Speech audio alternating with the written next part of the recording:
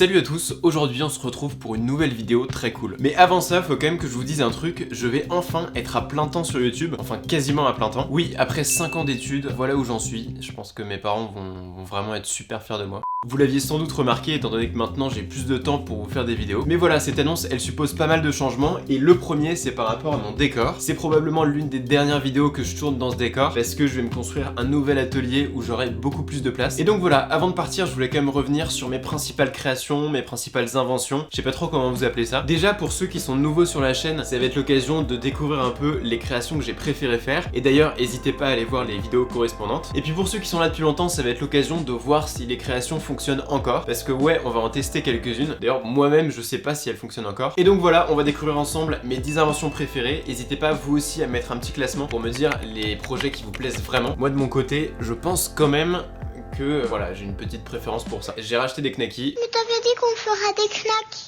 Pour ceux qui sont nouveaux sur la chaîne, vous allez très vite comprendre. Ah oui, par contre, je les ai pas mises par ordre de préférence, j'ai juste mis mes 10 inventions préférées. Première invention, c'est mon lit, qui a la particularité de se relever. C'est grâce à ça que j'ai pu avoir ce studio, parce que en fait, c'est juste ma chambre, et sans ça, j'aurais pas eu la place. Il y a un treuil qui permet de le descendre et de le relever, mais je l'avais décroché parce que ça faisait trop de bruit pour les voisins.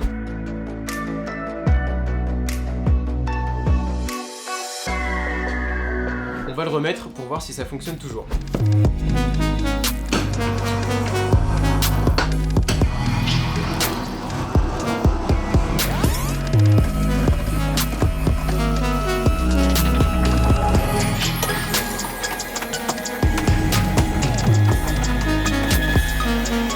Bon bah écoutez, même le treuil marche encore. Deuxième truc que j'ai adoré faire, c'est mon scaphandre. Pour faire ce scaphandre, j'avais découpé le bas d'une bouteille de gaz pour le mettre devant et ensuite j'ai rajouté une vitre. J'avais pas encore ma machine à commande numérique, donc j'avais demandé à une entreprise de me le découper. Mais voilà, le principe est vraiment tout bête. Tu branches un tuyau d'arrosage et tu demandes à quelqu'un de pomper pour t'apporter de l'air. C'est pas un projet très compliqué en soi, parce que finalement il y a juste un petit peu de soudure et surtout le fait de découper la bouteille. Mais je vous assure que pour l'avoir testé, le fait d'être sous l'eau et d'avoir la tête complètement sèche, c'est une expérience très particulière et vraiment très cool. Peut-être qu'un jour, si j'arrive à avoir le budget, on construira un sous-marin. Bon, là pour le coup, c'est quand même nettement plus dangereux. Troisième création, et là c'est clairement la plus grosse déception de l'histoire de ma chaîne YouTube, parce que c'était la vidéo la plus vue de ma chaîne et malheureusement elle a été supprimée. J'ai jamais compris pourquoi, parce que en soi c'est pas du tout dangereux et d'ailleurs il y a aucune puissance. Si j'ai fait ça, c'était juste pour le mécanisme, parce que c'est des objets, dont je ne citerai pas le nom, qui ont un mécanisme super intéressant. Je l'avais fait avec les moyens du bord parce qu'à l'époque j'avais aucune machine. Et voilà, sachant qu'aujourd'hui avec des imprimantes 3D on peut faire des choses 1000 fois plus dangereuses que ça, j'ai pas trop compris pourquoi je me l'étais fait supprimer.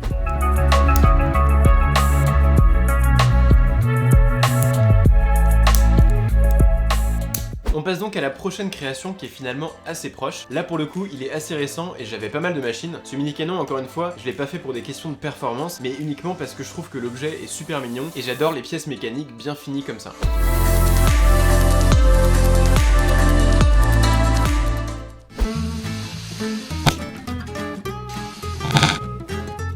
Création suivante, les chaussures couteaux. Ça, j'ai vraiment l'impression que ça vous a plu et je suis trop content parce que moi, personnellement, j'ai adoré faire cette vidéo. Ok, et donc là, c'est un peu le test ultime.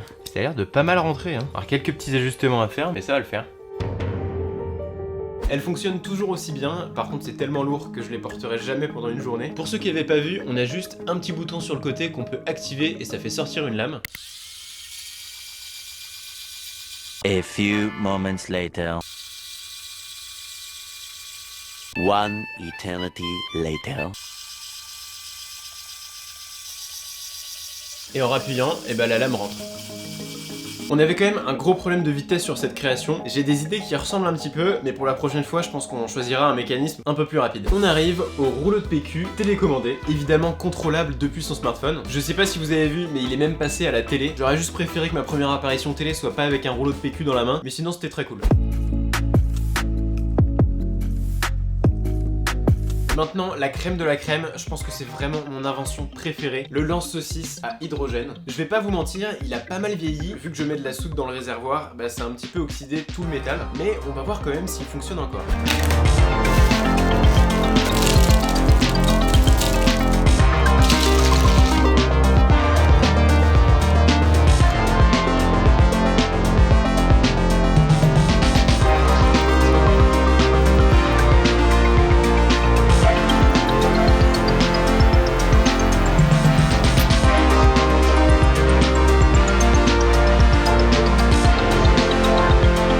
ça y est, je l'ai remis en route et à l'intérieur du réservoir, j'ai mis de l'eau et de la soude.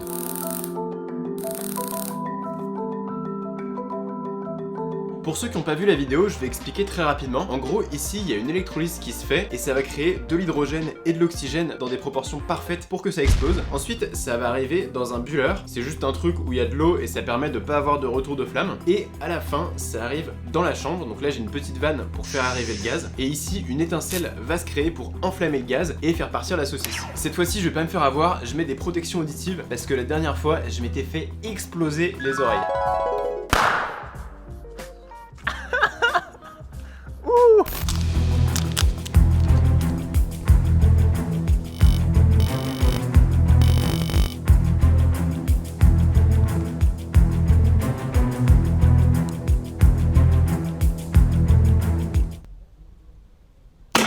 Wow!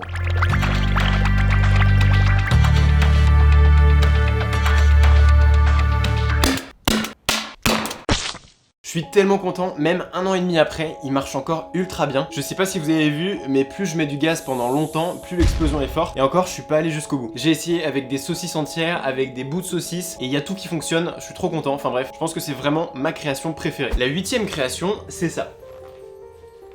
C'est un masque qui permet de voir dans le noir complet. À l'avant, on a des LED infrarouges, contrairement aux LED classiques, en fait notre œil peut pas voir la lumière qu'elles émettent. Par contre, le capteur d'une caméra est capable de voir ça si on enlève juste un petit filtre. Donc c'est ce que j'ai fait, j'ai mis 2 caméras d'action que j'avais acheté vraiment pas cher et j'ai enlevé les filtres. On n'a plus qu'à mettre tout ça sur un casque de réalité virtuelle et comme ça, avec les 2 écrans devant les yeux, on va utiliser la vision stéréoscopique, ce qui va vraiment nous permettre de voir les reliefs. Donc avec ça, tu peux te déplacer dans le noir complet et personne te verra. Comme avant-dernier objet, j'ai choisi le water cooling frontal. Comme son nom l'indique, c'est juste un truc qui permet de te refroidir la tête quand il fait trop chaud. C'est un truc dont je vais absolument jamais me servir, mais je sais pas, j'adore ce genre de projet où tu passes des heures à faire un truc qui est complètement inutile.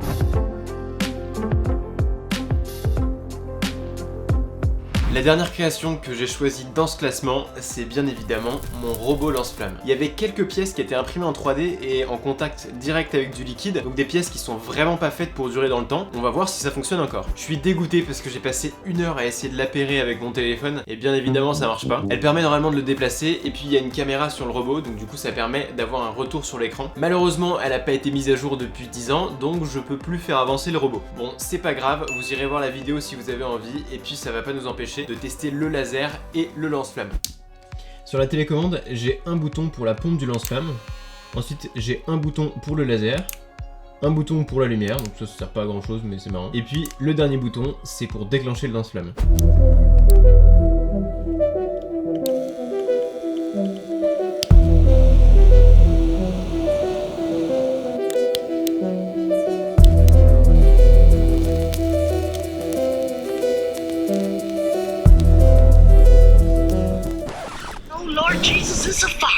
Bon bah en tout cas, t'auras été un bon soldat, donc repose en paix un petit robot. Bon, bah il va quand même falloir que je vous explique ce qui vient de se passer. Je suis un énorme boulet. Alors déjà, étonnamment, la pompe imprimée en 3D marchait super bien. Donc là-dessus, j'avais tout faux. Ce qui marchait moins bien, c'était l'allumage, enfin l'étincelle qui va enflammer le lance-flamme. Du coup, je me suis dit que j'allais tout simplement mettre un briquet devant pour qu'on puisse quand même voir le lance-flamme fonctionner. Et comme j'avais pas envie de laisser ma main en permanence, je me suis dit que faire une petite flaque enflammée devant le robot, bah ce serait une bonne idée parce que ça permettrait de garder la flamme très stable. Grave erreur. Vous connaissez la suite, la flamme s'est dangereusement rapprochée du robot jusqu'au réservoir et là bah tout s'est enflammé. Ouais, tout le robot a cramé, tout simplement. Jouez pas avec ces conneries, franchement ça peut être super dangereux. Bon en soi c'est pas un drame parce que de toute façon il marchait plus et puis j'ai eu de la chance parce qu'il y a juste le plastique qui a brûlé, donc je vais pouvoir récupérer tous les composants électroniques, y compris le laser. Voilà, n'hésite pas à mettre un petit like si ce retour sur toutes mes inventions préférées t'a plu. Dites-moi aussi en commentaire la création que vous avez préférée sur toute ma chaîne, ça va m'aider à orienter les prochaines vidéos. En tous les cas on se retrouve très bientôt pour une prochaine vidéo, j'espère que le robot va reposer en paix. Allez, salut!